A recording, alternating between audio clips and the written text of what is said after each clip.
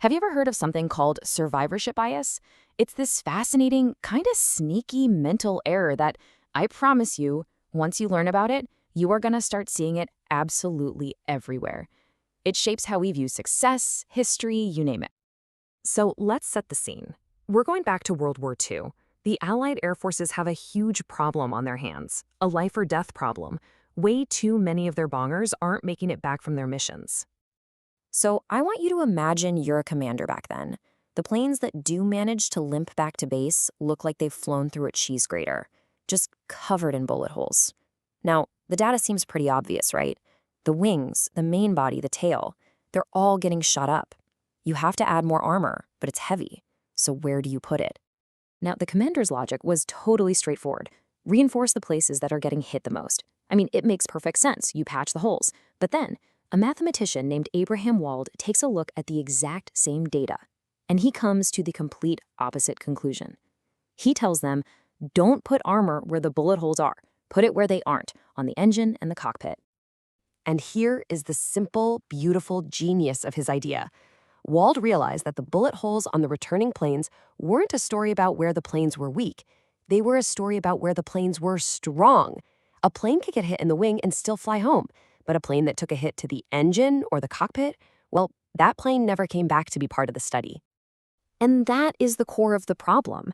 They were about to make a huge decision based only on the survivors. The really important data, the information that would save lives, wasn't in the hangar at all. It was in the wreckage of the planes that were shot down. It was silent evidence, and it told a totally different story. So this incredible story isn't just a cool piece of history. It's actually a perfect example of a very specific mental trap that we all fall into.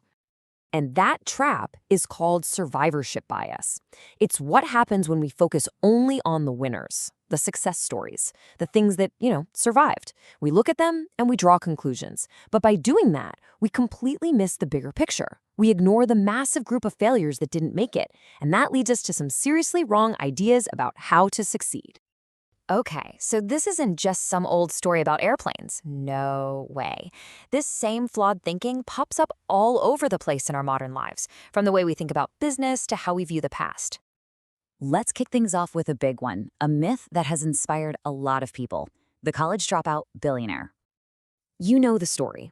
We hear about icons like Steve Jobs, Bill Gates, and Mark Zuckerberg, and we notice a pattern.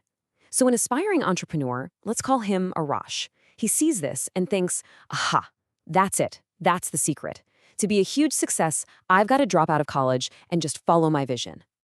But what's the silent evidence here? What is Arash not seeing?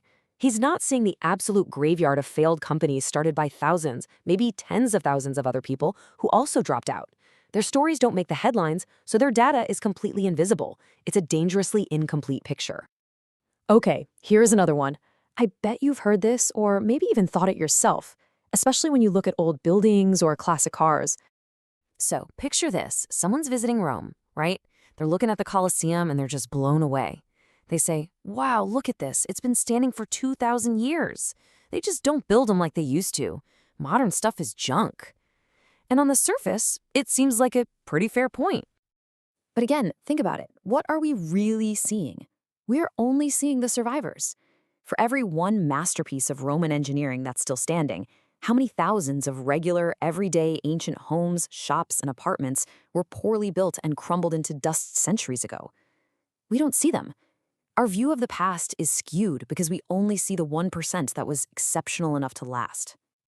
All right, let's talk about one where this bias can actually cost you real money, investing in things like mutual funds.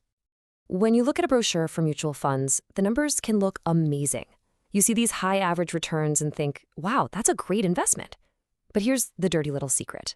The list you're seeing, it only includes the funds that are still around today. The funds that performed badly, the ones that lost money, well, they get shut down or merged into other funds. They just disappear. That silent evidence of failure gets wiped from the record, making the average performance of the survivors look way better than the reality. So this bias is lurking everywhere, and it is seriously tricky. But the good news is, just knowing about it is half the battle. Now we can build a little mental toolkit to help you spot it and make much smarter decisions. It really just comes down to asking yourself 3 simple questions. First, and most important, what am I not seeing? Who is missing from the story? Second, question the secret ingredient. For example, did the failures also drop out of college? Probably. And third, always ask yourself, am I looking at a repeatable skill, or am I just looking at the lucky ones who survived against all odds? And that brings us to this final thought. Success stories feel great, they're inspiring, but the real lessons, the most valuable information, is often buried with the failures. If you can't see the failures, you can't actually find the formula for success. You're just watching the highlights of the lucky. So the real question is, are you willing to go looking for the ghosts in the graveyard? Because that's where the truth usually is.